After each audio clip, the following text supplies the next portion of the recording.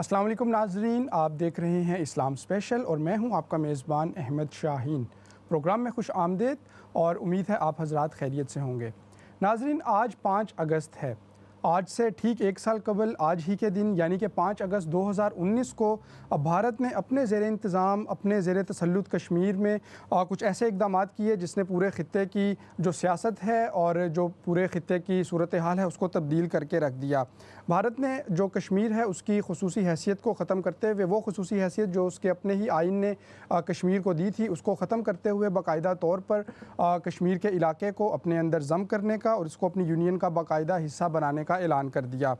इस कदम से पहले और इसके फ़ौरी बाद भारी तादाद में जो भारतीय फ़ौज है उसको कश्मीर के चप्पे चप्पे पर वहाँ पर वो मौजूद थी। उसको मज़ीद जो फ़ौज है उसको वहाँ पर दाखिल किया गया और उनकी तादाद में भी इजाफ़ा किया जाता रहा ताकि इस इक़दाम के बाद होने वाले जो कश्मीरियों की जानिब से मुज़ाहिरे हैं उनको संभाला जा सके, उनको काउंटर किया जा सके। और इसके साथ ही गिरफ़्तारियों का, नज़रबंदियों का एक ना थमने वाला सिलसिला भी शुरू हुआ। यूँ जो पूरी वादी है वो एक जेल का सा समा पेश करने लगी। सख्त तरीन कर्फ्यू में कश्मीरियों ने ये पूरा साल गुजारा, ख़ुसूसी तौर पे जो इब्तदाई दिन थे इस साल के। और इससे पहले भी कश्मीरी अगरचे भारतीय इस्तबदाद और इसकी जो जुल्म व सितम है उसका मुकाबला कर रहे थे, उसका सामना कर रहे थे, लेकिन ये साल मज़ीद जो सख्तियाँ हैं उसको भी साथ लेकर आया। इन इक़दाम को एक साल मुकम्मल होने पर आज हम इस ख़ुसूसी प्रोग्राम में इस बात का जायज़ा लेंगे कि क्या वजूहात बनी इन तमाम इक़दाम की और कैसे ये जो पूरा एक साल था 5 अगस्त 2019 से 5 अगस्त 2020 तक ये कैसे कश्मीरियों ने इसका सामना किया। आज कश्मीर के क्या हालात हैं और आइंदा आने वाले दिनों में क्या होगा। हमारे साथ प्रोग्राम में मोअज़्ज़िज़ मेहमानान भी मौजूद रहेंगे, उनके साथ गुफ्तगू का सिलसिला चलता रहेगा। इस वक्त हमें ज्वाइन कर रहे हैं फ़हीम कियानी साहब, सदर तहरीक कश्मीर बरतानिया। फ़हीम साहब, बहुत शुक्रिया, थैंक यू वेरी मच आपका वक्त देने का। फ़हीम, हम देखते हैं जो 5 अगस्त 2019 के इक़दामात हैं, इस हवाले से बताइएगा कि क्या जो मोदी सरकार है वो इससे हासिल करना चाह रही थी और क्या ये अचानक से इक़दामात किए गए या इसके लिए कोई मनसूबाबंदी बाकायदा तौर पे की जा रही थी और फिर मुनासिब वक्त देखते हुए इनको लॉन्च किया गया।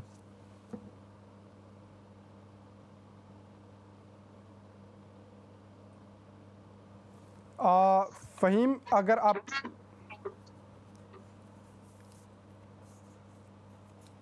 जी फ़हीम, हम मेरा ख़्याल है आपकी आवाज़ हम तक नहीं पहुंच रही।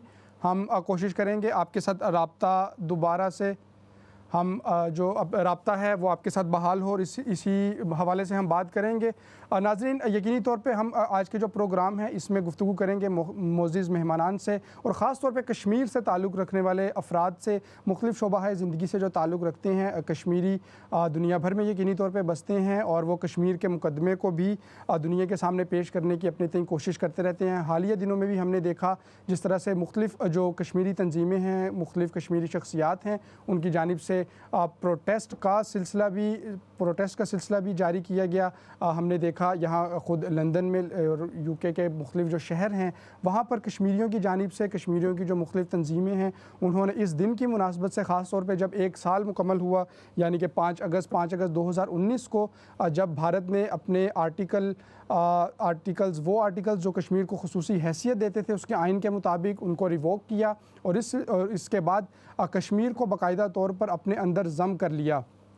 उसके रिएक्शन में हमने देखा ये पूरा साल ही कश्मीरियों ने एहतजाज का सिलसिला जारी रखा, ना सिर्फ वादी के अंदर, अगरचे मीडिया के ऊपर कदगन थी, ताहाल अभी भी है, लेकिन बहरहाल कुछ ख़बरें जो हैं वो साथ साथ आ भी रही हैं और आना शुरू हुई इस तमाम सूरत हाल के बाद, जिससे वादी की एक्चुअल सूरत हाल का भी पता चलता है। तो आज के भी इस प्रोग्राम में जैसे ही हमारे साथ हमारे जो मोअज़्ज़िज़ मेहमानान हैं उनके साथ रब्ता बहाल होगा, उनसे हम वादी की सूरत हाल के ऊपर गुफ्तगू करेंगे और कोशिश करेंगे ये जानने की कि इस पूरे साल के अंदर किस तरह से जो वादी की सूरत हाल थी, ख़ास तौर पे वादी कश्मीर की उसकी वो जो सूरत हाल है वो किस तरह से रही, ख़ास तौर पे किस तरह से कश्मीरी इस तमाम सूरत हाल को देख रहे हैं जो भारत ने इक़दाम किए 5 अगस्त 2019 को जो इक़दाम किए और उसके बाद भी पूरा एक सिलसिला है जो हम देखते हैं कि इन इक़दाम के बाद भारत उस जगह पर खड़ा नहीं रहा, मुख्तलिफ़ दीगर इक़दाम भी किए गए।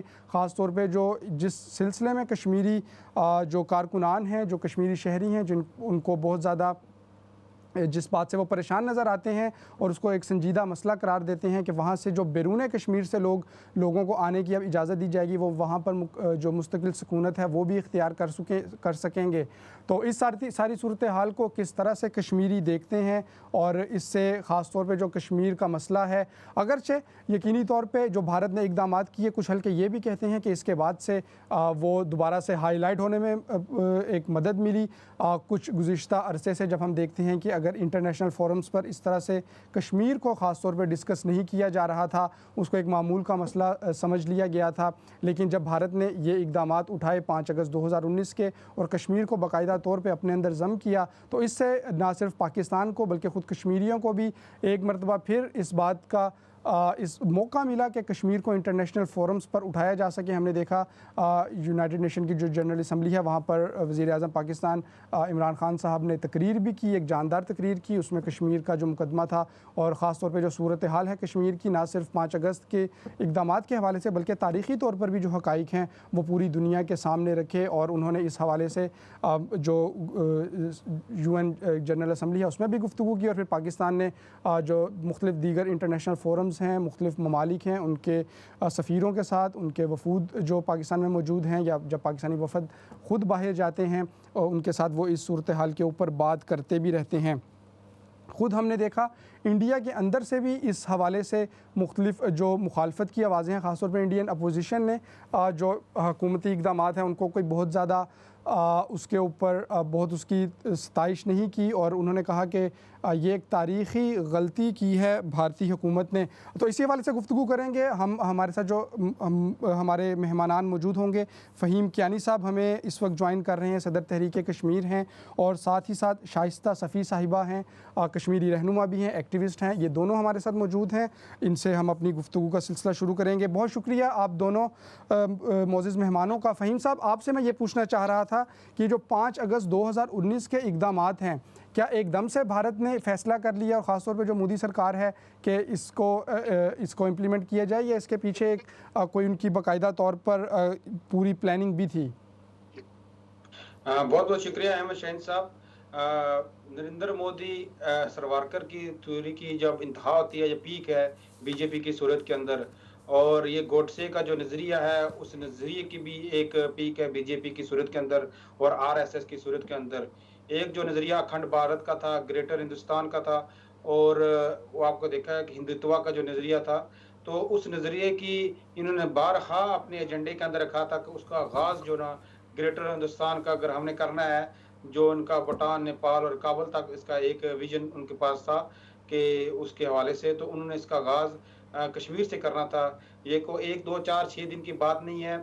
सुषमा स्वराज को जब वो फोत हुई, तो जो साबिक़ वज़ीर ख़ारिजा है, तो उसको जब ट्रिब्यूट पेश करने के लिए पुरानी वीडियो चलाई गई, तो एक वीडियो उसकी 1994 के अंदर वो पार्लियामेंट के अंदर स्पीच कर रही है और कह रही थी कि जब हमें क़ुव्वत मिलेगी तो सबसे पहले हम आर्टिकल 370 को एब्रोगेट करेंगे। तो ये जब उनको पूरी क़ुव्वत मिली और जो ग्रेटर हिंदुस्तान का और अखंड भारत का जो उनका नज़रिया है, उसका आगाज़ उन्होंने कश्मीर से किया कि जो एक डिस्प्यूटेड नेचर जो कश्मीर की थी, जिसको ऊपर इस डिस्प्यूटेड नेचर को इंडिया ने तस्लीम किया था, यूनाइटेड नेशंस के रेजोल्यूशन में सिग्नेटरी था, उसको उन्होंने आर्टिकल 370 को एब्रोगेट करके और उसको अपनी यूनियन टेरिटरी का हिस्सा बनाया। फिर 35A को भी उन्होंने एब्रोगेट किया। तो इस सारे प्रोसेस के अंदर देखते हैं कि एक नज़रिए की बुनियाद के ऊपर पहले तो कश्मीर के ऊपर एक जबरन कब्जा था, और वो कांग्रेस की सूरत में भी कश्मीरियों को गुज़िश्ता 70 सालों से धोखा दिया गया। इसमें कोई दो राय नहीं कि मैं अगर बीजेपी की बात कर रहा हूँ तो कांग्रेस क्या बहुत अच्छी थी। कांग्रेस ने तो स्लो पॉइजन दिया है कि हमारे कितने कश्मीरियों को, उनके जो एजेंट थे मकबूजा कश्मीर के अंदर, उन्होंने कश्मीरियों को डिट्रैक किया।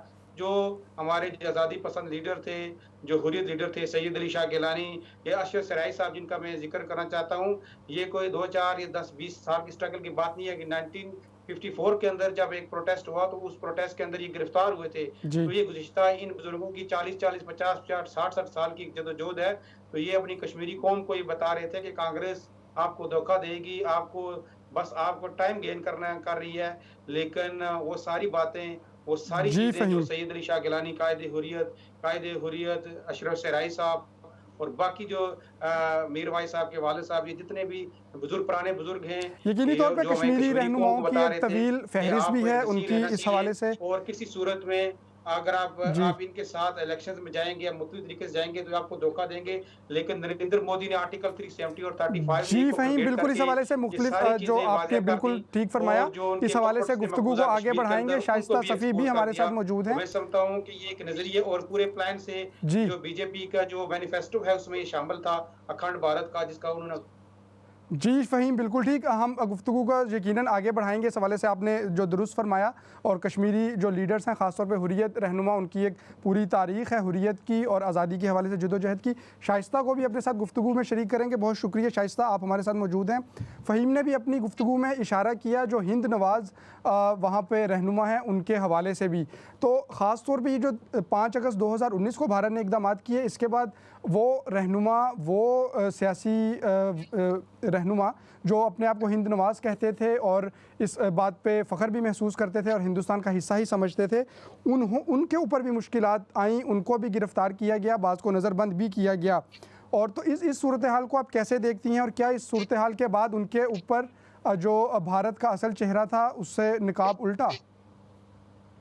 बहुत शुक्रिया आपका, और इस्लाम चैनल का बहुत शुक्रिया कि आज के दिन के हवाले से इस प्रोग्राम को आपने मुनक्किद किया। जैसे अभी फ़हीम कियानी साहब ने भी बखूबी कहा कि ये कोई एक हुकूमत का काम नहीं है। अगर इस वक़्त बीजेपी है और हम इसको एक दहशतगर्द तंज़ीम, एक पेरेंटल ऑर्गेनाइज़ेशन कहते हैं आरएसएस, उसकी ये जमात है। लेकिन कांग्रेस ने भी जो अपनी हुकूमत में किया वो कश्मीरियों के साथ कोई बहुत अच्छा नहीं था। लेकिन हम अगर बात करें कि 5 अगस्त के बाद किस तरह हिंदुस्तान ने, बल्कि इस 5 अगस्त को अगर हम देखें तो किस तरह मरहलावार तरीके से 5 अगस्त पे आया कि पहले हुर्रियत रहनुमाओं को कैद किया, उसके बाद जो एक उन्होंने मुख्तलिफ विलिफिकेशन तरीके उन्होंने तरीके इख्तियार किए कि हुर्रियत रहनुमाओं के ख़िलाफ़ यूज़ किए जाएँ।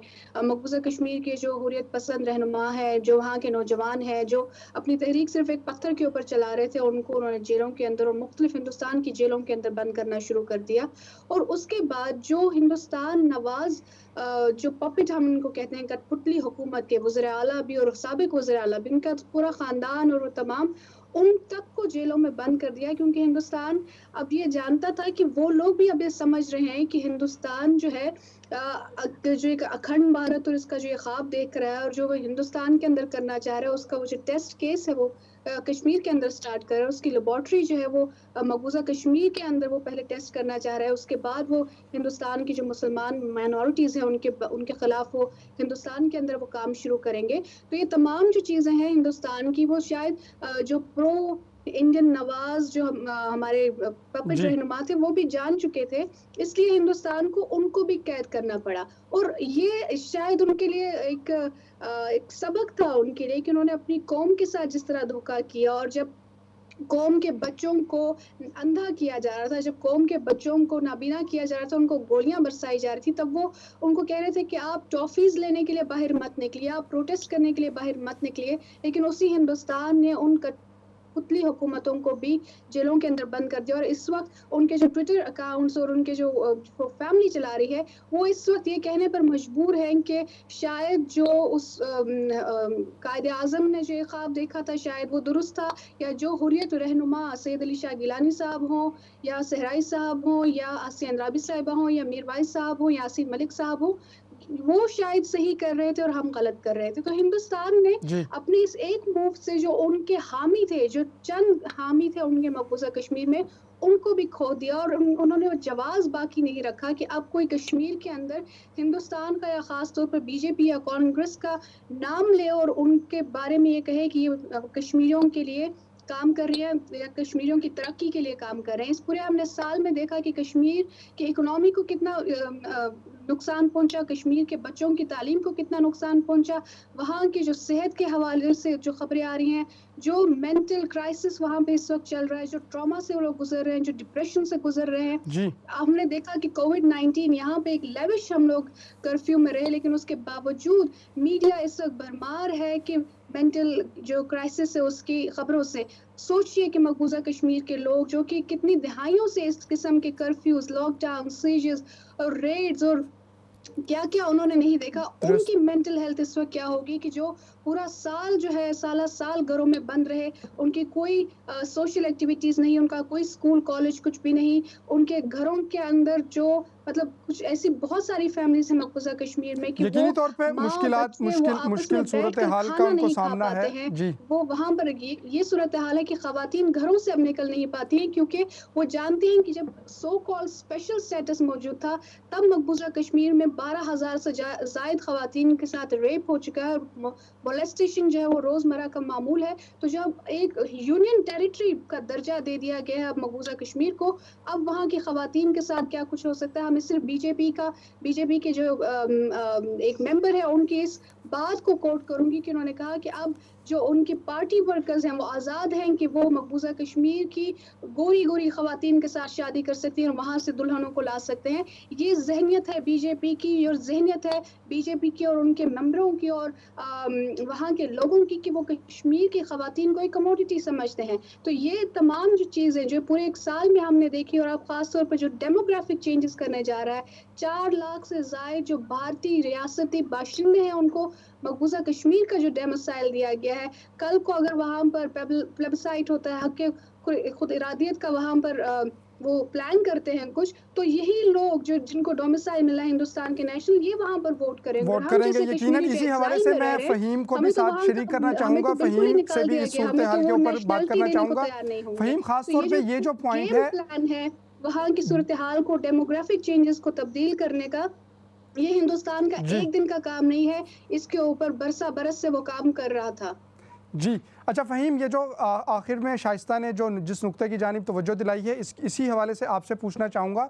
बहुत से जो संजीदा हलके हैं इसकी तरफ इशारा कर भी रहे हैं कि जो अब गैर कश्मीरियों को वहाँ पर आने की, उनको वहाँ पे जो जायदादें हैं वो भी ख़रीदने की इजाज़त मिल जाएगी, और ये कितना अहम और संगीन होगा ख़ास तौर पे मसला कश्मीर के हवाले से? देखें कि पहले तो 70 साल से जब ये डोमिसाइल लॉ को चेंज किया तो ये स्ट्रैटेजी कॉलोनाइजेशन की तरफ जा रही है कि पहले तो मिलिट्री ऑक्यूपेशन थी कि 1 मिलियन फोर्सेस वहाँ मौजूद हैं, जबरन लोगों को गुलाम बनाया जा रहा है। तो कॉलोनाइजेशन का तरीकाकार क्या होता था? हमने देखा कि ब्रिटिश राज ने किस तरह कॉलोनी बनाई, फ्रेंच, पोर्चुगीज़ जब वो जाते थे अपने सिटीज़न को वहाँ पे लेके जाते थे, जहाँ पर वो मिलिट्री ऑक्यूपेशन भी वहाँ करते थे, साथ वहाँ की एडमिनिस्ट्रेशन को कंट्रोल करते थे, वहाँ की इंस्टीट्यूशन को कंट्रोल करते थे, वहाँ की इकोनॉमी को कंट्रोल करते थे। तो ये अब कश्मीर मैं नहीं समझ रहा कि कॉलोनाइजेशन की तरफ कन्वर्ट होने जा रहा है, बल्कि हो चुका है और इसका प्रोसेस बड़ी तेज़ी से हो रहा है कि इंडियन सिटीज़न्स को वहाँ पे ला के आबाद किया जा रहा है। वहाँ के जो डोमिसाइल लॉ में बाकी एक्ट्स में तब्दील करके जो एम्प्लॉयमेंट रोल जो उसके रूल्स हैं उसमें तब्दीली की गई है, ताकि इंडियंस को की पोस्ट में बैठाया जाए, जी। एडमिनिस्ट्रेशन के अंदर बैठाया जाए। तो ये सारी चीज़ें इकोनॉमी को बिल्कुल इकोनॉमी के जो मुख्तलिफ जो हब्स हैं, जो मुख्तलिफ उसके सेक्टर्स हैं, उसको कंट्रोल किया जाए। तो इस सारे प्रोसेस के अंदर हम ये देख रहे हैं कि वो अपनी ऑक्यूपेशन को इस तमाम लॉज़ के तहत वो स्ट्रेंथन करने जा रहा है। जहाँ पर लोग ज़ुल्म जबर का शिकार थे, जहाँ पर लोगों को नते लोग कश्मीरियों को कत्लेआम किया जा रहा है, आपकी पूरी इकोनॉमी को कंट्रोल करके, तमाम इंस्टीट्यूशन को कंट्रोल करके, ये बिल्कुल मतलब वो इस लेवल पे लेके जा रहे हैं कि जो कश्मीरी जो उनके जो टर्म्स एंड कंडीशन के सामने बो डाउन हो जाएँ, और ये जो डार्क एजेस में जब किंग्स जब किसी सिटीज़ को जब सीज करते थे, अब उसको तो उसकी जो तमाम जो सप्लाइज़ को कट ऑफ करते थे ताकि उसको टर्म्स एंड कंडीशन को, ये सारी चीज़ें, ये स्टेप उसकी तरफ जा रही हैं। लेकिन इस सारी चीज़ों के बावजूद जो कश्मीरी हैं वो डिटरमिन हैं, और ये जो मुस्तक़बिल में अभी तो कश्मीरियों की कन्फेडरेशन हो रही है मिलिट्री के साथ, अब ये कम्युनल वायलेंस की तरफ ये इसको लेके जाना चाहते हैं। जितने भी टॉप के क्रिमिनल्स हैं उनको आबाद किया जाएगा। जिस तरह ये आप देखें इज़राइल के अंदर पैलेस्टाइन में जो इज़राइल कर रहा है, वो सारी स्ट्रैटेजी को वो वहाँ पे अपना रहे हैं। तो मैं समझता हूँ कि ये जिनेवा कन्वेंशन के भी खिलाफ है कि डेमोग्राफिक चेंजेस जो कश्मीर में की जा रही हैं, कि एक मेजॉरिटी मुस्लिम स्टेट को हिंदू मेजॉरिटी स्टेट में तब्दील करने की जितनी भी साजिश है, ये जिनेवा कन्वेंशन के खिलाफ है, इंसानी हकूक़ की जो कानून है इंटरनेशनल और जी। इंटरनेशनल लॉज़ के भी खिलाफ है। तो दुनिया को इसको नोटिस लेना चाहिए, और ये कश्मीरी सख्त क्राइसिस की तरफ बढ़ रहे हैं। तो जी। सारे हालात के अंदर हम जितने भी यहाँ जो ओवरसीज़ कश्मीरी, पाकिस्तानी और पीस लविंग पीपल यहाँ आबाद हैं, वो उसको इन चीज़ों का नोटिस लेना चाहिए। जी, और यही यकीनन, काम और उस हवाले से ये काम मुज़ाहिरे भी ये हमने काम हमने देखे, देखा। उस उन ये मैं मुज़ाहिरों आपको के थोड़ी हवाले से भी मैं आपसे मिसाल पूछना समझाता चाहूँगा। हूँ। ये लेकिन यही काम हिटलर ने रूस के साथ शाइस्ता किया था की जानिब जर्मनी आते में। हैं, उनसे फिर मैं थोड़ा-सा पूछना चाहूँगा। शाइस्ता, इंसानी हकूक़ की यकीनी तौर पे संगीन पामालियाँ हो रही हैं, और ये आज से नहीं या 1 साल पहले से नहीं, हम देखते हैं कि एक पूरा ट्रैक रिकॉर्ड है भारत का, भारतीय फ़ौज का इस हवाले से। फिर भी ख़ास तौर पे ये जो गुज़िश्ता 1 साल है, इसमें इंटरनेशनल कम्युनिटी पर इस तरह का असर क्यों नहीं डाला जा सका, और ऐसा प्रेशर क्यों बिल्ड नहीं किया जा सका कि पाकिस्तान के अलावा भी कोई मुल्क ख़ास तौर पे आगे आकर इसके ऊपर आवाज़ उठाता, और कश्मीरियों के ऊपर जो ख़ास तौर पे इस तमाम अरसे में जुल्म सितम किया जा रहा है, उसके ऊपर कोई एक मुश्तरका आवाज़ उठती। तो क्या वजह है कि भारत के ऊपर इस तरह का प्रेशर बिल्ड नहीं किया जा सका? देखें कि हमने देखा कि यही नेग्लिजेंस जब दुनिया ने जर्मनी में जब जूस के खिलाफ, और जब पोलैंड के अंदर जब ये लॉज बन रहे थे कि इस टाइम से लेके इस टाइम तक फुटपाथ को जूस इस्तेमाल नहीं कर सकते, तो हमने देखा कि तारीख का सबसे बड़ा जेनोसाइड जूश कम्युनिटी के खिलाफ हिटलर ने वहां पर कमिट किया यूरोप में। इसी तरह हमने देखा कि 1982 के अंदर जब रोहिंग्या मुस्लिम की सिटीजनशिप खत्म की गई, उनको स्टेटलेस किया गया, तो लोगों ने इसको नोटिस नहीं लिया। लेकिन फिर उसके बाद ये चीजें आस्ता आस्ता बिल्टअप होती हैं। फिर हमने देखा कि बर्मीज आर्मी और वहाँ के लोगों ने एक बहुत बड़ा जेनोसाइड रोहिंग्या मुस्लिम के खिलाफ कमिट किया, और उनको और पूरी दुनिया के अंदर अब महाजरीन के और उस क्राइसिस में रह रहे हैं। तो ये मैं देख रहा हूँ कि जी। इस वक्त अब ये आपने बड़ी तारीखी, अब ये तारीख गवाह है कि जब जब इंटरनेशनल कम्युनिटी ने इन चीज़ों पे, इन इकदामात पे नेग्लिजेंस दिखाई है, तो वहाँ की कम्युनिटी सफ़र की कर रही है। अच्छा तो फ़हीम, अब ये राइट इसको टाइम हम है यहीं कि से आप कंटिन्यू करेंगे। इस हवाले से मैं ये आपसे गुफ्तगू करूँगा। शाइस्ता भी साथ हैं, उनको हम शरीक करेंगे। शाइस्ता, इसी हवाले से आपसे पूछना चाहूँगा, जो एहतजाज है यकीनी तौर पे हर फ़र्द का ये हक भी है और उसको इस्तेमाल करते भी हैं। कश्मीरी भी हम देखते हैं पूरी दुनिया में एहतजाज करते हैं जहाँ जहाँ कश्मीरी कम्यूनिटी रहती है, लेकिन क्यों भारत इसका असर नहीं लेता? और हमने देखा उसने 2019 में भी जो 5 अगस्त था वो वाले इकदाम भी किए, और उसके अलावा भी पूरा ट्रैक रिकॉर्ड है इंसानी हकूक़ की खिलाफ वर्जियों का। तो क्यों भारत इसका प्रेशर नहीं लेता? देखिए, जहाँ तक जो प्रोटेस्ट होते हैं वो सिविल सोसाइटी करती है, वो आम इंसान करता है, वो एनजीओज़ करती हैं। तो उसका इम्पैक्ट जो होता है, अगर आप देखें कि जैसे मिसाल दूँगी मैं कि पिछले साल जब 15 अगस्त को फ़हीम कियानी साहब भी वन ऑफ द ऑर्गेनाइज़र्स थे उनके, कि जब भारतीय हाई कमीशन के बाहर बहुत बड़ा प्रोटेस्ट हुआ, और लंदन की तारीख जी। का वो सबसे बड़ा प्रोटेस्ट था। और मैंने जो कश्मीर के हवाले से प्रोटेस्ट देखे, इतनी बड़ी तादाद मैंने कभी लोगों की बाहर नहीं देखी, बच्चों की, ख़वातीन की। तो असर होता है जब आप उनका मीडिया देखेंगे, उनके मीडिया को आप थोड़ा-सा उसके ऊपर आप रिसर्च करें, तो पता चलेगा कि पूरा वो टाइम लगाते हैं और पूरी मेहनत करते हैं, और पूरा वो सर्च करते हैं और रिसर्च करते हैं उसके ऊपर कि कहाँ-कहाँ कश्मीर के हवाले से किस-किस ने आवाज़ उठाई। जी। तो उनकी, अगर आपने ये देखना है कि हमारे ये जो प्रोटेस्ट होते हैं, ये वेबिनार्स होते हैं, सेमिनार्स होते हैं, कश्मीर के ऊपर जो बात होती है, इसका कितना इम्पैक्ट है, तो आप उनके मीडिया चैनल्स को रात 8 बजे से लेकर 12 बजे तक वो मॉनिटर करें, और आपको पता चलेगा कि फिर पूरी रात वो इन्हीं वेबिनार, इन्हीं प्रोग्राम्स और इन्हीं सेमिनार्स और प्रोटेस्ट के बारे में बात करते हैं। लेकिन ये भी बिल्कुल सही है कि उसका इम्पैक्ट जो है, उसका जो इम्पैक्ट ग्राउंड पे पड़ना चाहिए, वो तब पड़ता है कि जब पावर जो जिनके पास हो, जो हुकूमतें हों, जो फैसले करना जानती हैं, जब वो प्रेशराइज़ करें। ये भी हम जानते हैं कि मुख्तलिफ ममालिक के इंटरेस्ट कितने मिले हुए हैं हिंदुस्तान के साथ। हिंदुस्तान पूरी एक आईटी की मंडी है इस वक़्त। हिंदुस्तान इस वक़्त सबसे बड़ा खरीदार है इज़राइल के जो वेपन्स हैं उनका। अमेरिका के साथ उसके बिज़नेस इंटरेस्ट हैं। हर तरह के उनके बिज़नेस इंटरेस्ट, और इस वक़्त जब ये पावर कॉरिडोर्स की बात की जाए, तो बिज़नेस इंटरेस्ट को ह्यूमन लाइफ के जी। ऊपर ज़्यादा प्रायोरिटी दी जा रही है। लेकिन ये चीज़ हम देखते हैं कि अगर यही चीज़ हम ये समझें कि सिविल सोसाइटी भी ये कहे कि अब तो ये हमारी बात नहीं सुन रहे, तो हम खामोश होकर बैठ जाएँ, ये तरीका नहीं है। सिविल सोसाइटी ने अपना प्रेशर बिल्ड अप करते रहना है, उन्होंने कोशिश करते और रहना है कि यकीनी अपनी तौर पे हुकूमतों जो को वो हकूक़ के हवाले से ये तमाम करते रहें मराहिल कि तो वो ये तमाम मराहिल बिज़नेस के तो को लेके साथ लाइफ चलना पड़ता है। शाइस्ता, बहुत के शुक्रिया, आप हमारे साथ मौजूद रहीं। फ़हीम, आप भी हमारे साथ मौजूद हैं। नाज़रीन, हमें एक ब्रेक की जानिब जाना है। ब्रेक से वापस आएंगे तो इसी हवाले से मज़ीद गुफ्तगू करेंगे। हमारे साथ मज़ीद मेहमान भी प्रोग्राम में शामिल होंगे, और हम आज गुफ्तगू कर रहे हैं ख़ास तौर पे कश्मीर के हवाले से। देखते रहिए इस्लाम चैनल उर्दू।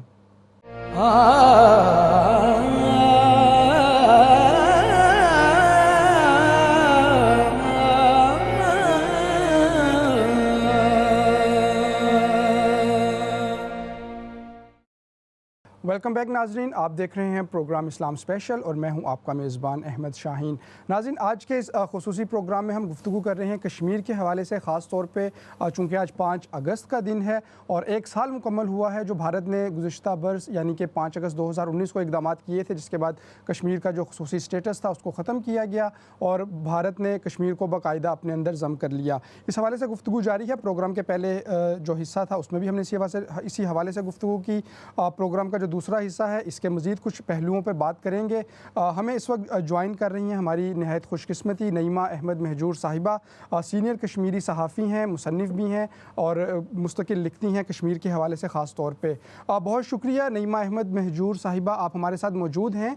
आपसे ये पूछना चाहूँगा, चूँकि आपका राब्ता भी रहता है वादी के अंदर जो सूरत हाल है ख़वातीन के हवाले से, आपकी काफ़ी तहरीरें हैं जो हमें हमारी नज़र से गुज़रती रहती हैं। क्या सिचुएशन है ख़ास तौर पे जो ख़वातीन के हवाले से अगर गुफ्तगू करें वादी में? यकीनी तौर पे भारत जब से वहाँ पे मौजूद है, ख़वातीन मुख्तलिफ़ तबका है जो ज़िंदगी है उनके लिए, लेकिन ख़वातीन के लिए भी कोई ज़िंदगी गुजारना बहुत आसान नहीं था। लेकिन इस 1 साल के दौरान किस तरह से टारगेट हुई हैं ख़वातीन और उनकी डेली लाइफ?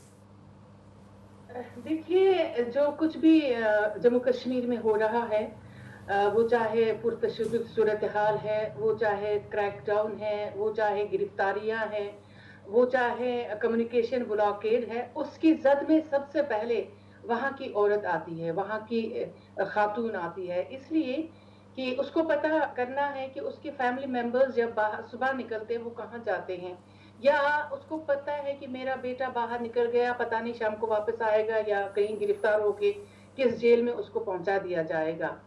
उसको पता नहीं है कि घर में रात को कोई आया और रेड करके चला गया और किस किस को गिरफ्तार करके ले जाएंगे। और अब ये नई ट्रेंड चली है कि जहाँ पे भी फेक एनकाउंटर होता है तो उनकी प्रॉपर्टीज को जलाया जाता है। वो जो पूंजी पूंजी जमा करके उस प्रॉपर्टी को बनाती है, अब उसके घर के अफराद भी, एक तो हलाकतें, एक तो उनके हस्बैंड्स के बारे में पता नहीं होता, वो कहाँ गए, किसने लिया। डिसअपियर हमारे 10,000 से जायद अफराद हैं अब तक जिनके बारे में पता नहीं है।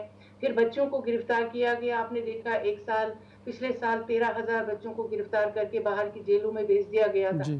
तो इस सारा जो है, इसका ब्रेंट जो है वो वहाँ की खवातीन ले रही हैं इसका, और सबसे ज्यादा मुतासिर वो हो रही है, वो चाहे घरेलू सतह पे, वो चाहे बाहर की सतह पे। बाहर इतना घूम फिर नहीं सकती, निकल नहीं सकती, एक तो कर्फ्यू की सूरत हाल है, फिर उसके बाद ये भी कि उसके बाद जो भी बाहर जाता है तो वो सही सलामत वापस पहुंचेंगे कि नहीं। इसीलिए आप देखेंगे कि वहाँ की खवातीन जो है 97% इस वक्त जहनी अमराज का शिकार हो चुकी हैं, जहनी दबाव से गुजर रही हैं, क्योंकि जो हालात उनके लिए पैदा किए गए हैं, मुझे नहीं लगता है कि उन्हें एक लम्हा भी ऐसा मैसर होता है कि जिसे वो कहें कि ये एक नॉर्मल लाइफ है और नॉर्मल लाइफ एक नॉर्मल ह्यूमन बीइंग की तरह जिंदगी गुजार रही हैं। तो ये सारी सूरत हाल है वहाँ की खवातीन जो वो मसाइल झेल रही हैं, और इसीलिए आप देखेंगे कि वहाँ जो है पुरतशद्दुद सूरत हाल में जो औरत वहाँ की सह रही है वो मैं बयान भी नहीं कर सकती, मेरे पास अल्फाज नहीं है कि वो क्या सह रही हैं, वो किन मसाइब का शिकार है। जी नईमा साहिबा। अच्छा फ़हीम, अभी अपनी गुफ्तगू में नईमा साहिबा ने भी उस जानिब तवज्जो दिलाई। आपसे मैं पूछना चाहूँगा, ये जो भारत ने स्ट्रेटजी इख्तियार की है पिछले 1 साल से, ख़ास तौर पे कि जब वो नौजवानों को गिरफ़्तार करता है तो वादी में रखने की बजाय उनको भारत के मुख्तलिफ़ हिस्सों में, और ख़ास तौर पर अभी हाल ही में एक रिपोर्ट आई कि गर्म इलाकों में रखा जा रहा है। हालाँकि कश्मीर के मौसम के हवाले से हम जानते हैं मोतदिल है और उसी के मुताबिक वो लोग वहाँ के आदी भी हैं, लेकिन ये क्या स्ट्रेटजी है कि उनको वहाँ से निकाल के हज़ारों मील दूर दीगर जेलों में मुंतकिल किया जा रहा है?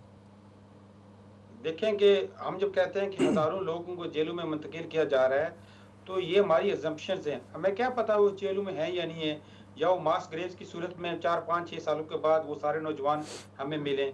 ये नहीं कि आपको देखें कि जो हमारे हज़ारों के नौजवान माजी में 89 के बाद जो मिसिंग थे, वो तो मास ग्रेव्स की तरफ उसकी सूरत में मिले, जो 105 कब्रें मिली। तो ये सारी चीज़ें किसी को कोई एक्सेस नहीं है। कोई अगर जिस तरह ये ख़वातीन की बात करते हैं तो उनको उनकी माएँ, उनकी बहनें, उनकी बेटियाँ, वहाँ के अब तो पुलिस स्टेशन पे भी नहीं जा सकती, इस तरह की इंक्वायरी भी नहीं कर सकते, लेकिन माज़ी के अंदर हमने देखा कि किस तरीके से उनकी जो बेहरमती की गई, किस तरह उनको ह्यूमिलेट किया जाता था जब वो अपने प्यारों के बारे में पूछने के लिए जाते थे। तो वो मिसिंग पर्सन जो हाँ विडोज़ की टर्मिनोलॉजी है, तो यही टर्मिनोलॉजी है कि वो उसकी जो बीवी और या बेवा जो भी आप कहें, वो उसको नहीं पता कि उसका ख़ावंद ज़िंदा है या उसको शहीद कर दिया गया है। मैं पूछना चाहता हूँ कि ये नाम नेहाद जो बोरियत से वो यासीन मलिक जिसके सारा बॉडी उसकी फ्रैक्चर है, तिहाड़ जेल के अंदर है, वो रज़िया सुल्ताना का क्या कसूर है उसकी बेटी का कि उस बेटी को अपने बाप से दूर रखा जा रहा है? उस शबीर शाह की बेटी का क्या कसूर है, जिसने 25 साल पहले जेल में गुज़ारे? उस बीवी का क्या कसूर है शबीर शाह की, जिसने उसके इंतज़ार में शबीर शाह की जिस गुज़री कि कब शबीर शाह आएगा, फिर अब उसको जेल में डाल दिया गया। उसकी बेटी जेल के बाहर बैठ के इम्तिहानात पास करती है, तो वो आसिया अंद्राबी के उस बेटे का या डॉक्टर फख्तू जो ये ट्विटर पर लिखता है कि मैं 2 पॉलिटिकल प्रिजनर्स का बेटा हूँ, तो इन नौजवानों का इस नस्ल का क्या कसूर है? तो इसका जवाबदेह दुनिया को भारत को बनाना पड़ेगा। देखें कि हम ये जो परसेप्शन जो इंडिया में जो बिल्ड किया जा रहा है कि हम भारत की तरक्की के खिलाफ हैं, हम भारत की एग्जिस्टेंस के खिलाफ हैं, ये बारहा कायदीन हुर्रियत ने कहा है, ना हम तो भारत की तरक्की के खिलाफ हैं, ना हम भारत की एग्जिस्टेंस के खिलाफ हैं, ना हम भारत की तबाही और बर्बादी चाहते हैं। हम अगर खिलाफ हैं तो भारत की इलीगल कश्मीर में ऑक्यूपेशन के खिलाफ हैं। हम ये चाहते हैं कि जिस तरह आपने अंग्रेज़ों के से डिमांड की अपने राइट टू सेल्फ डिटरमिनेशन की, अपनी आज़ादी की, जी। इसी सरज़मीन के ऊपर कॉलोनाइज़ेशन के बाद पाकिस्तान का क़याम हुआ और इंडिया का वजूद आया, तो क़याम हुआ। तो इसी तरह कश्मीरी भी उस सब जो कॉन्टिनेंट की डिवीज़न थी, उसी सब का एक हिस्सा है, वो मसला है। तो आप कश्मीरियों का पैदाइशी और जायज़ हक देने से क्यों इनकार करें? आप उन तमाम रेज़ोल्यूशन के सिग्नेटरीज़ होके आप उसे डिनाई कर रहे हैं, आप इसको यूनिटैरिटी बना रहे हैं। तो ये सारी चीज़ें आपके सामने मौजूद हैं। एक लंबी तफ़सील है, अगर हम जी, इंसानी हकूक़ जी फ़हीम, की बिल्कुल। खिलाफ़वर्जियों की एक सेक्टर को लें तो यहाँ पर घंटों हमें लग जाते हैं उस सेक्टर यकीनन। के वापस नईमा हिस्से को साहिबा बयान की करते हुए। जानिब आऊँगा। नईमा साहिबा, इस इक़दाम के फ़ौरन बाद जो गुज़िश्ता बरस भारतीय हुकूमत ने सरअंजाम दिया, मुख्तलिफ़ उनकी शख्सियात जो हुकूमती शख्सियात हैं, उनका ये नुक्ता नज़र सामने आया कि हम अपनी जो तारीख़ी गलतियाँ हैं उनको सुधार रहे हैं और कश्मीर को भारत का मेन स्ट्रीम हिस्सा बना दिया है और उसको बराबरी के हकूक़ मिलेंगे और वो अपने आप को जो कश्मीरी शहरी हैं बराबरी का शहरी समझेंगे। तो क्या ये इस दावे के पीछे क्या हकीकत है और क्यों भारत को ये एक दावा मनगढ़ इसको घड़ने की ज़रूरत पेश आई? देखिए, जब आर्टिकल 370 को हटाया गया, उस वक़्त भी ये लॉजिक पेश की गई कि कश्मीर को भारत के साथ मुकम्मल तौर पे इंटीग्रेट करना है जी। और 370 जो है वो डेवलपमेंट प्रोसेस में एक हर्डल की तरह है जिसको हटाया गया ताकि वहाँ पे बहुत ज़्यादा डेवलपमेंट हो। लेकिन मैं आपसे कहना चाहती हूँ कि जम्मू कश्मीर वाहिद रियासत है इंडिया में जहाँ पे रेवेन्यू बहुत रियासतों के मुकाबले में जनरेट होता है, जहाँ पे शहरी बाकी शहरियों के मुकाबले में आसूदा हालत में हैं और जो अपनी रोजी रोटी कमा के अपना गुजारा करते थे, वहाँ पे इस तरह का प्रॉब्लम नहीं था। और आर्टिकल 370 की वजह से भी वहाँ पे डेवलपमेंट प्रोसेस में कभी कोई बाधा नहीं, कोई रुकावट नहीं आई जो बताया गया था। या फिर ये कहना कि जम्मू कश्मीर में अब खुशहाली आएगी और इंटीग्रेट किया जाएगा, बाकी शहरियों की तरह रहेंगे। देखिए, गन पॉइंट पे आप इंटीग्रेट नहीं कर सकते। आप किसी के कंधे पे गन रख के फिर ये कह दें कि आपको हम इंटीग्रेट करेंगे। इंटीग्रेट करने के लिए होता है कि आप लोगों के दिल जीतते हैं, आप लोगों के मसाइल हल करते हैं, आप लोगों की एस्पायरेशंस देखते हैं, आप लोगों के जज्बात की तर्जुमानी करते हैं। आपने अगर गन पॉइंट पे कहा कि आर्टिकल 370 को हटा के आप इंटीग्रेट कर रहे हैं रियासत जम्मू कश्मीर को पूरे इंडिया के साथ, तो आप फौजी क्यों फिर बुलाते हैं? आप वहां पे मजीद डिप्लॉयमेंट क्यों करते हैं? आप कर्फ्यू क्यों करते हैं? आप मेन स्ट्रीम लीडर जो आपका परचम उठाए हुए हैं, उनको आप जेलों में क्यों डालते हैं? और उनको आप अभी 1 साल से बहुत सारे लीडर अभी जेलों में बंद पड़े हैं। तो ये आप खुद जो आप लॉजिक दे रहे हैं, उसकी नफी कर रहे हैं।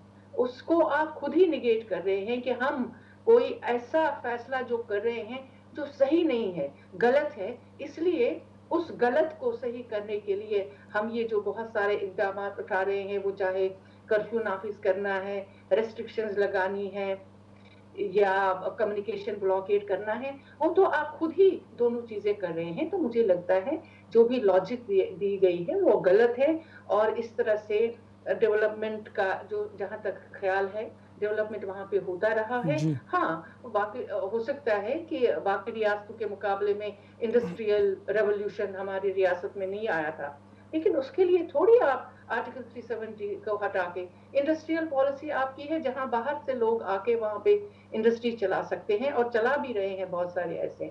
तो ये मुझे लगता है कि दरअसल इसके पीछे जो एजेंडा था, जो एक आरएसएस का एजेंडा है कि आर्टिकल 370 को हटाना, राम मंदिर बनाना, हिंदू राष्ट्र बनाना, ये सारा जो ये एजेंडा है, ये मुझे लगता है उसकी तरफ एक कदम था जिसको किया गया है। और कश्मीरी जो है उनको भी पता है, वो भी समझते हैं, बल्कि अब तो हिंदुस्तान में जितनी माइनॉरिटीज हैं वो भी ये समझते जी हैं कि हिंदुस्तान का जो सियासी नक्शा है वो काफी चेंज हो गया है, और अब वो इसका मुकाबला करें, इसमें रहें, और अपना फ्यूचर कैसे वो उसका तयन करें, कि अब देखना होगा। जिस तरह कश्मीरी इस वक्त देख रहे हैं कि हमें क्या करना होगा, हमें किस तरह आगे जाना होगा, जी और अपने हकों की लड़ाई लड़नी होगी। जी। अच्छा फ़हीम, बिल्कुल हम अब प्रोग्राम के अख्ताम की जानिब बढ़ेंगे। हमने देखा और ये माजी में भी देखते रहे हैं कि जब भी इस तरह का कोई मौका होता है तो पूरी दुनिया में कश्मीरी बड़े पैमाने पे एहतजाज करते हैं। अभी भी आजकल भी मुख्तलिफ़ शहरों में, ख़ास तौर पे यहाँ बरतानिया के शहरों में, पर बाकी जो दीगर बड़े शहर हैं दुनिया के, वहाँ पे भी एहतजाज का सिलसिला जारी है। तो क्यों भारत के ऊपर इन जो मुज़ाहिरे हैं या एहतजाज हैं इसको वो सीरियस नहीं लेता, और किस तरह के एहतजाजी मुज़ाहिरे इस वक्त हो रहे हैं, और क्या कुछ ऐसा नया है जिससे कुछ इंटरनेशनल कम्युनिटी में जो मज़ीद अवेयरनेस है कश्मीर इशू के हवाले से वो पैदा की जा रही है? देखें कि ये बात नहीं है कि भारत सीरियस लेता है या नहीं लेता। देखें, जो मजलूम तो आवाज़ ही उठा सकता जी है, हमारे पास एक जरिया है एहतजाज, और हम इसी एहतजाज के रास्ते पे चलकर हम लोगों को, दुनिया को अवेयर कर रहे हैं कि भारत ने जबरन कश्मीर पर कब्जा किया हुआ है, और ये जो मोबिलाइजेशन दुनिया भर के अंदर जो पैदा हुई है, इसका ज़रूर एक इम्पैक्ट होता है। लेकिन देखें कि इन एहतजाजों से तो हम वो जो वादे हैं जो यूनाइटेड नेशन के, जो उन्होंने कश्मीरियों के साथ किए हैं, जिस पे भारत और पाकिस्तान सिग्नेटरीज हैं, उन वादों को हम बार बार याद दिलवाते हैं कि देखें कि क्या वजह है कि आपने सूडान को मजहबी बुनियादों पर तकसीम कर दिया, ईस्ट तैमूर आपने इंडोनेशिया में को इतना जल्द फैसला कर लिया, लेकिन जब कश्मीर की तरफ आप जाते हैं तो आपके डबल स्टैंडर्ड्स वाज़ेह हो जाते हैं। जो और मसला कश्मीर तो लॉन्गेस्ट अनरिज़ॉल्व इशू है यूनाइटेड नेशन के अंदर, और ये यूनाइटेड नेशन की क्रेडिबिलिटी पे भी एक क्वेश्चन मार्क है। लेकिन इस सारे प्रोसेस के अंदर अगर कोई डिनाइल मोड के अंदर है तो वो भारत है। यानी कि पाकिस्तान के एक्स प्राइम मिनिस्टर मियां नवाज शरीफ साहब ने जनरल असेंबली में तो पूरी पॉलिसी पेश की थी कि हम वी रेडी। देखें, यूनाइटेड नेशन के जो रेजोल्यूशन के 3 स्टेप जी हैं, और रबी साइड, और नवाज शरीफ साहब ने, मियां नवाज शरीफ साहब ने कहा था कि we ready to do simultaneously demilitarization of Jammu and Kashmir. तो वो उन्होंने कहा। इसी तरह इमरान खान साहब ने पूरी पॉलिसी पाकिस्तान की जो रियासत की रखी, तो रियासत पाकिस्तान ने तो कश्मीर पे अपनी वाज़िया पॉलिसी रखी हुई है कि कश्मीरियों को उनका पैदाइशी जायज़ा हक दिलाया जाए, और यूनाइटेड नेशन भी इन करारदादों से पीछे नहीं हट रहा। लेकिन इसमें एक डिनाइल मोड में अगर इसमें एग्रेशन आ रही है तो भारत की तरफ से आ रही है। अब भारत को अगर कोई मजबूर कर सकता है तो यूनाइटेड नेशन और दुनिया की आलमी ताकतें ही मजबूर कर सकती हैं। और जो वहाँ, लेकिन सिविल सोसाइटी के अंदर ये एक बड़ा पॉजिटिव फैक्टर ये है कि 5 अगस्त के बाद एक बहुत बड़ी सिविल सोसाइटी के अंदर, जो इंडिया के अंदर कश्मीरियों के हक में एक आवाज़ उठी भी है, और एक राय आमा हमवार हुई है कि बहुत बड़ी तादाद में वहाँ के जो लिखारी हैं, लिखने वाले हैं, जो बोलने वाले हैं, वो कश्मीरी के हक में बढ़ चढ़ कर बोल रहे हैं। ऐसा सिनेरियो और ऐसी एनवायरनमेंट हम माजी में नहीं देखते थे। तो मैं समझता हूँ कि इन सारी जो एहतजाजों से और इन रैली से या सेमिनार से एक जो बेदारी की जो मुहिम जो कश्मीरियों ने चलाई थी, उसका बड़ा इम्पैक्ट है। दुनिया के अखबारात 70 सालों में इतनी कवरेज हमें नहीं दी जितनी बड़ी इंटरनेशनल अखबारात ने 5 अगस्त के बाद कश्मीर के मसले को उठाया। 70 सालों में इतना इंडिया के खिलाफ उन्होंने लिखा जितना उन्होंने नरेंद्र मोदी के खिलाफ लिखा। तो ये, और 70 सालों में हमें हमें 72 ईयर्स के अंदर हमने देखा कि गुज़श्ता 3 सालों के अंदर जो हमारी यूनाइटेड ने कभी भी इंसानी हकूक़ के हवाले से यूनाइटेड नेशन की रिपोर्ट नहीं, 2 जी। रिपोर्ट्स हमारे हक़ में आई है। तो दुनिया के तमाम मदारे लिख भी रहे हैं। अब दुनिया की जो जिनके पास ताकत है, वो डबल स्टैंडर्ड तो दूर ज़रूर दिखा रहे हैं। लेकिन जो दुनिया का जो ख़ास जो तबका है, जो लिखने वाला है, जो इंसाफ़ के साथ खड़ा होने वाला है, वो बढ़-चढ़ कर कश्मीरियों के साथ खड़ा भी है। लेकिन ये सवालिया निशान ये है कि भारत को किस तरह मजबूर किया जाए। उसको अगर कोई प्रेशर डाल सकता है तो उसके जो बुनियादी जो मैं अक्सर कहता आता हूँ कि जनूबी एशिया के अमन का रास्ता श्रीनगर से होके जाता है, कश्मीर की आज़ादी का रास्ता इस्लामाबाद से होके जाता है। जितना मजबूत इस्लामाबाद का मसला कश्मीर के ऊपर अपना स्टांस रखेगा और दुनिया के पास जाएगा, तो वो उतना ही ज़्यादा इम्पैक्ट होगा। यानी कि यहाँ पर हमने एक मुहिम चलाई बीडीएस की, बायकॉट, डी इन्वेस्टमेंट और सैंक्शंस की। तो मैंने पैलेस्टीनियन से राब्ता किया, उनकी कमेटी से मिला, तो उन्होंने कहा कि आपकी बीडीएस मुहिम शायद उस लेवल पे सक्सेसफुल नहीं हो सकती, क्योंकि जब बीडीएस मुहिम जब इज़राइल के खिलाफ चली थी, तो सबसे पहले ग्राउंड ज़ीरो से इसका आगाज़ हुआ था। सबसे पहले पैलेस्टीनियों ने तमाम इज़राइली प्रोडक्ट्स का बायकॉट किया था। फिर दुनिया के अंदर लोगों ने फ़लस्तीनियों का साथ देते हुए जी। इज़राइली प्रोडक्ट्स का बायकॉट किया। आज हम देखते हैं आज़ाद कश्मीर के अंदर और पाकिस्तान के अंदर इंडियन की प्रोडक्ट्स बिक भी रही हैं और वहाँ पे इंडिया के साथ तजारत भी होती है। तो ये सारी चीज़ें पहले हमें ग्राउंड ज़ीरो पे इंडिया के साथ बायकॉट करना चाहिए। इंडिया वहाँ ज़ुल्म कर रहा है, फिर उसके बाद हम दुनिया से हर उसके सामने लेवल अपना पे मुकदमा डिमांड रख कर सकते सकेंगे हैं। यकीनी तौर पे। अच्छा नईमा साहिबा, आपसे इस हवाले से पूछना चाहूँगा, जो पाकिस्तान की बात की ख़ास तौर पे फ़हीम ने भी, और उसी हवाले से आपसे पूछना चाहूँगा गुज़िश्ता इस 1 साल में पाकिस्तान की स्ट्रेटजी को कैसी देखती हैं? जो पाकिस्तान लॉबिंग कर रहा है, क्या वाकई उसकी सिमत दुरुस्त है, या कौन से ऐसे अमूर हैं जिनकी जानिब पाकिस्तान को तवज्जो देनी चाहिए, और कश्मीरी कम्युनिटी कैसे देखती है पाकिस्तान की काविशों को?